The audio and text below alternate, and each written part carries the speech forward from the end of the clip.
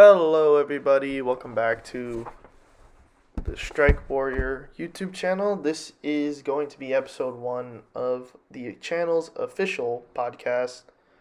That's a solo run. We're going to call it Strikes Takes. So, on Strikes Takes, we're going to be discussing NBA related matters, NFL matters, trades, free agency, and sometimes college sports.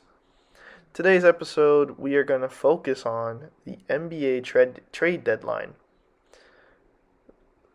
And we're going to discuss the winners, the losers, who I think improved from this, and basically just my opinion on every trade that went down.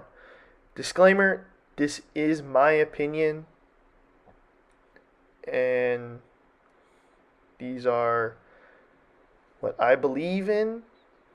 So if this becomes a debate in the comment section, so be it. But this is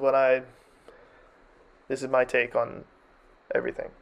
So if you guys do end up enjoying this, appreciate it if you guys do leave a like, share it around to your buddies and stuff, or even if you guys end up subscribing, that'd be great. Now we're going to start off talking about the Phoenix Suns. And overall, I believe the Phoenix Suns are the biggest winners of this trade deadline. Just looking at it. Now, they did trade a good amount, but you got back possibly the best scorer in the NBA in Kevin Durant. Now, KD is, in my opinion, nigh unstoppable. And I really mean unstoppable when he's in a rhythm and he starts just shooting, because no one can guard him. He's got history to back that. Especially with Devin Booker and Chris Paul. That's a good guard fitting, I think, for him. And that really is going to be a problem team in the West. They probably could give top teams in the West, like the Grizzlies, the Nuggets, and how the heck are the Kings the third seed? I still don't believe the Kings are the third seed in the West right now. But they can definitely give any top team in the league a run for their money on that. Next, we're moving on to the Dallas Mavericks. Okay. Kyrie Irving and Luka Doncic. This is a very intriguing guard pairing that once on the court, they're pretty mesmerizing, to be honest. Like, as long as there's no, off-court dispute, this Mavericks team could be a problem. Now, this is all subject to change, but overall, Dallas, you guys got better. You got better. And I hate to say this because I'm a Clippers fan, and every time I turn the Clippers on, they're playing Luka and the Mavericks. I'm always biting my nails because Luka either will cook the Clippers or the Clippers end up just doing fine. Speaking of the Clippers, let's talk about Clips. So, Clippers got Mason Plumlee, Eric Gordon, and Bones Highland. Eric Gordon kind of at the end of his ropes. Maybe that was just because Houston is a very toxic area to be in right now, just because it seems like no one in the Houston organization cares, from what John Wall has said, from what Eric Gordon has said in the past. And this being Eric Gordon's second stint with the Clippers, the first being when the Clippers traded for Chris Paul. And it's good to see him back in a Clippers uniform. Plumlee, I think, could give the Clippers valuable minutes as the backup center for Ivica Zubac. Seeing how Zubac has improved drastically this season, this could be very beneficial for him. And also, when the Clippers do their load management nights, this could allow them to finally rest Zubac. But honestly, I hate when they do it.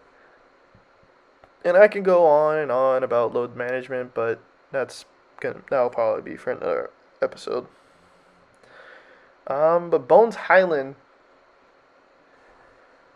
he has some serious potential, I would say. And though he's been coming off the bench for the Nuggets and stuff, he's still a very young point guard that could end up developing into something. And I'm intrigued to see that. The Clippers did end up trading away Luke Kennard, good shooter, but lucrative contract, in my opinion.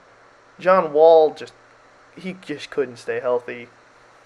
Even when he was playing for the Clippers, the Clippers overall as a team were like, I think I saw a thing saying they played faster when he was on the court, but he really just couldn't stay healthy. Honestly, I dislike that they traded away Reggie Jackson.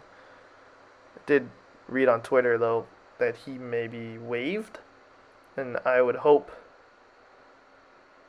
down the line maybe the Clippers get him back, because Reggie Jackson was like almost like a Pat Beverly, like an emotional leader in essence. But the NBA is a business. You can't really get crazily attached to role players and stuff. Let's talk about the Lakers here. Well, congrats to LeBron for breaking the all-time scoring record. Trading away Russell Westbrook. Now, I personally am a Westbrook fan, and I really hope he does end up finding a place that will appreciate him. But he has kind of been very inconsistent this season and last season. Like, I remember I was at the Lakers Knicks last season when the entire crowd was just booing Russell Westbrook anytime he touched the ball, and how teams basically were just disrespecting Westbrook's game. I mean, in the end, Westbrook is an MVP, the NBA's all-time triple-double leader, and overall a good player that hopefully will make the Hall of Fame. But seeing him at the end of his career, which it seems like he's just become washed, in a manner of speaking, it kind of sucks. It kind of sucks. But hopefully he does find a good place. Utah might work out for him, might not. That's one we just have to sit here and wait and see. But Lakers did acquire Mo Bamba, D'Angelo Russell, Jared Vanderbilt. And I might have missed one, but if I did, you can go check out Jaren Heights' podcast on his channel called Lakers Verse, where he goes very, very in depth on his opinion on the Lakers and talks about their trades and stuff. Moving on, there are some teams I'm surprised didn't make that many moves. One of them was, honestly, I thought the New York Knicks were going to make a move on getting like possibly a veteran shooting guard that could benefit that young group. Now, Emmanuel Quickley is nice. Quentin Grimes is nice. But overall, they're not really true starters yet in this league. And overall, I think they can become true reliable starters, but they need more time to develop. Now, Tom Thibodeau is a very good coach at playing high minutes, but it's the people he thinks deserve it, which is good to see in a coach. But giving guys like 50 minutes a night, practically never letting like the same 6-7 guys leave the court. Come playoff time, they're exhausted and gassed, and it overall ends up hurting that team. But I'm sure the Knicks trade of Josh Hart will work out for them. Do I think Josh Hart was worth a first-round pick and Cam Reddish? No, I don't think that at all. I'm sure they could have done just Cam Reddish for Josh Hart or Cam Reddish in a second for Josh Hart. But I'm honestly surprised that it was Cam Reddish in a first-rounder. Because, like, Josh Hart himself, this season, is only averaging, like, 9.5 points and, like, 8 rebounds on 30% shooting from 3-point and 50% from the field. Now, defensively, he's averaging a steal a game. That could benefit the Knicks. But then again, this is Tom Thibodeau. If he doesn't immediately like him, he may never see the court. So hopefully he can make an impact in practices and stuff and get on Thibodeau's radar.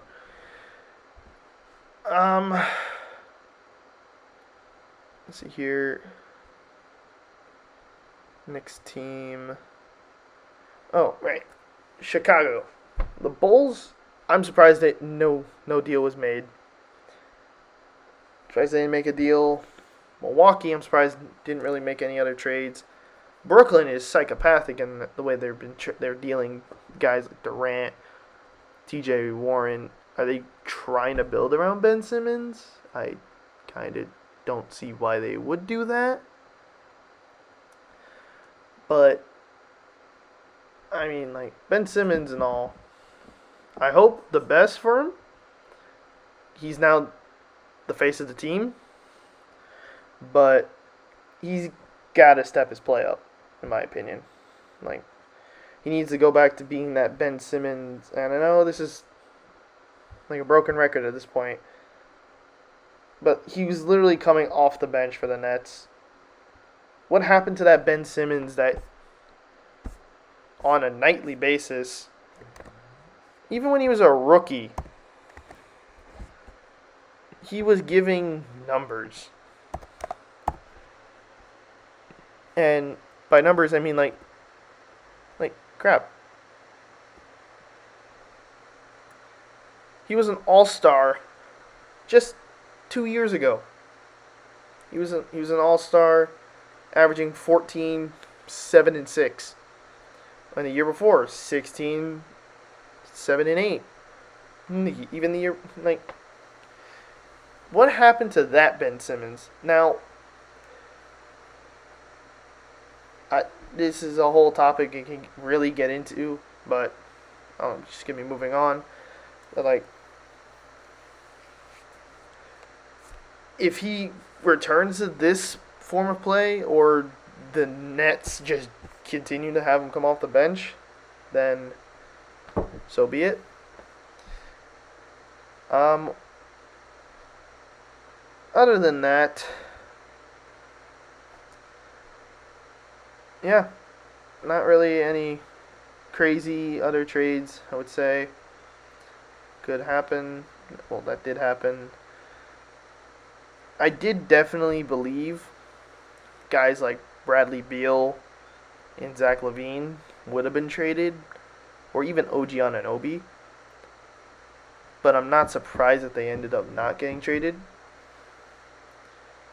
But with that said, that will conclude episode 1 of Strikes Takes. If you guys want to see another one, uh, I'll bring it to you guys. Uh, if we do, for the next one, I will probably be taking on the NFL's free agency, seeing how we have the Super Bowl around the corner. Actually, this Sunday, in fact. And good luck to the Chiefs and the Eagles. Hopefully, we get a good Super Bowl. And with that, guys, I will see you guys in the next one. Peace.